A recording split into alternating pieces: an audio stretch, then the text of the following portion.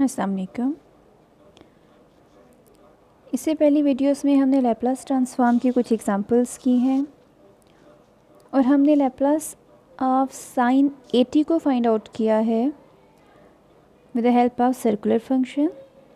अब इसी साइन 80 का लैप्लास हम फाइंड आउट करते हैं सेकंड मेथड से, और वो मेथड क्या है? आपने फाइंड आउट करना है लैप्लास ऑफ साइन 80। फार्मूला है integral from 0 to infinity E of minus S T into F of T. Function आपको गिवन है साइन 80।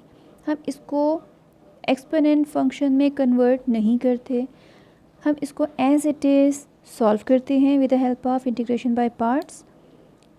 अब इसमें हम फर्स्ट फंक्शन लेते हैं साइन फंक्शन, सेकंड लेते हैं एक्सपोनेंशियल फंक्शन।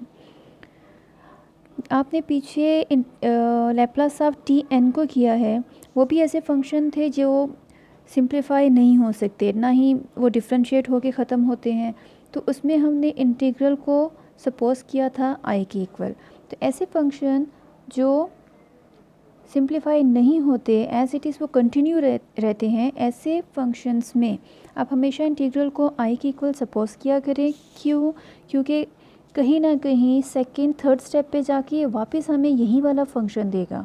तो जब ये वाला फंक्शन वापस आएगा तो उसकी जगह हम इसकी वैल्यू को पुट करेंगे। ओके, एक और इम्पोर्टेंट पॉइंट कि इसमें हमने साइन को ही एज अ फर्स्ट फंक्शन क्यों लिया? क्योंकि जब आप देखिए फर्स्ट फंक्शन होता क्या है इस फार्मूले में, या तो एज इट इज़ आता है और या डिफ्रेंशिएट होता है। तो जब आप साइन को फर्स्ट टाइम डिफ्रेंशिएट करेंगी वो कॉस में कन्वर्ट होगा, फिर आपके पास प्रोडक्ट की फॉर्म आएगी, फिर जब आप कॉस को डिफ्रेंशिएट करेंगी तो वो वापस उसके डेरिवेटिव से माइनस साइन की फॉर्म में कन्वर्ट होगा। तब आपको ये वाला फंक्शन वापस मिलेगा और आप उसकी जगह पर आई पुट करेंगी। यही रीज़न है कि हमने इसमें फ़र्स्ट और सेकंड फंक्शन को बहुत सोच के बहुत केयरफुली सेलेक्ट करना होता है। ओके, कंटिन्यू करते हैं इसका सोल्यूशन। इंटीग्रेट किया तो first function into integral of second, तो सेकंड का इंटीग्रल किया है e of minus S t और minus s, limit as it is continue, minus from formula integral derivative of first into integral of second, derivative of first. तो first function क्या है? Sine ए t. Sine ए t का derivative होता है cos A t and again derivative of theta which is a T. तो ए t का again derivative क्या होगा? ए इंटू वन, जो ए आएगा तो आपका साइन ए टी का डेरिवेटिव क्या हो गया? A cos A T. Integral of second function e minus S t, तो इसका इंटीग्रल है e minus S t divided by minus s. I think ये पॉइंट आप बहुत मरतबा एग्जाम्पल्स में पीछे कर चुके हैं, तो ज़्यादा एक्सप्लेन करने की इसमें ज़रूरत नहीं होगी। Okay, so E of minus S T sine A T divided by S, इस माइनस को यहाँ लिख दिया, ऐसे कोई फ़र्क नहीं पड़ता। आप इसको यहाँ पर डायरेक्टली लिमिट भी इस पर अप्लाई कर सकते हैं, इट्स अप टू यू, यहाँ करें या आगे जाके कंप्लीट इक्वेशन पे एक साथ लिमिट अप्लाई करें। ओके, ना minus into minus plus A as a coefficient, as a coefficient बाहर आ गया। Integral from 0 to infinity cos A T E of minus S T D T. Again इसको हमने करना है with the help of formula integration by parts. First term as it is रहेगी, इसमें ए over S यहाँ। अब इस कंप्लीट को हमने दोबारा ओपन करना है, तो ये इस ब्रैकेट के साथ आगे ओपन होगा। ब्रैकेट क्यों ज़रूरी है? क्योंकि ए ओवर एस इसके आने वाली सारी वैल्यूज़ के साथ है। अगर ब्रैकेट नहीं लगाई तो बहुत मेजर मिस्टेक होगी। ना लगाने से क्या होगा कि ए ओवर एस सिर्फ फर्स्ट टर्म के साथ रह जाएगा, सेकंड टर्म पे अप्लाई नहीं हो सकेगा। तो ब्रैकेट्स का बहुत ख्याल रखना होता है मैथ्स के क्वेश्चंस में। ओके, तो first function into integral of second minus integral derivative of first function. तो कॉस का डेरिवेटिव क्या है? माइनस साइन, तो कॉस थीटा का derivative minus sine theta and again derivative of theta. तो ये आपके पास आ गया minus A sine A T integral of second function, इसको इंटीग्रेट कर लिया।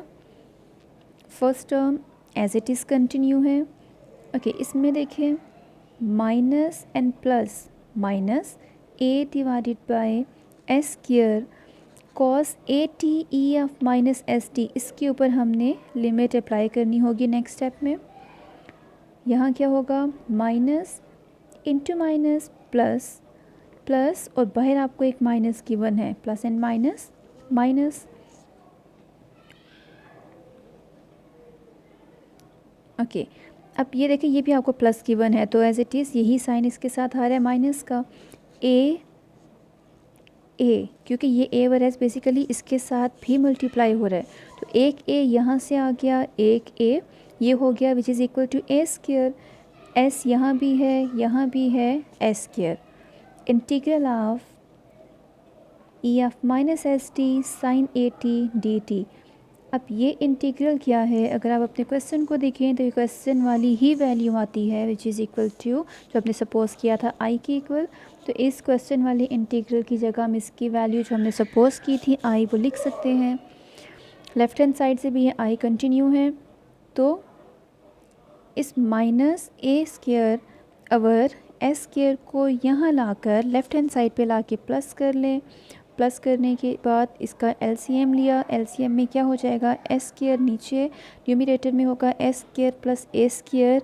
आई को अगर आप कॉमन ले लें, ओके राइट हैंड साइड पे क्या हो रहा है, राइट हैंड साइड पे आपने लिमिट अप्लाई करनी है।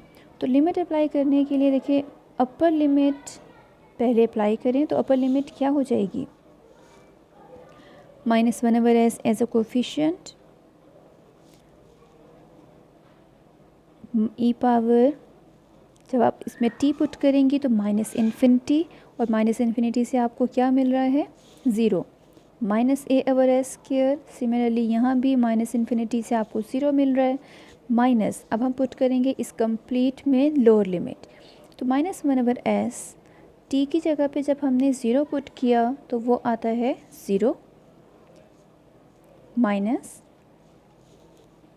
ए over s square cos of a T E of minus S t. जब हमने यहाँ पे ज़ीरो पुट किया तो e power zero is 1, cos of zero is 1, तो यहाँ से आपके पास 1 आ गया। नेक्स्ट स्टेप में यहाँ जो टर्म मल्टीप्लाई हो रही है वो राइट हैंड साइड पे आके डिवाइड होगी, लेफ़्ट हैंड साइड पे जो डिवाइड होती है वो राइट हैंड साइड पे आके मल्टीप्लाई होगी। लिमिट्स की वैल्यू में देखें, फर्स्ट टर्म तो कंप्लीट ज़ीरो हो गई, ये टर्म भी ज़ीरो हो गई, तो कौन सी रिमेनिंग है, minus a over s square which is equal two plus A over s square.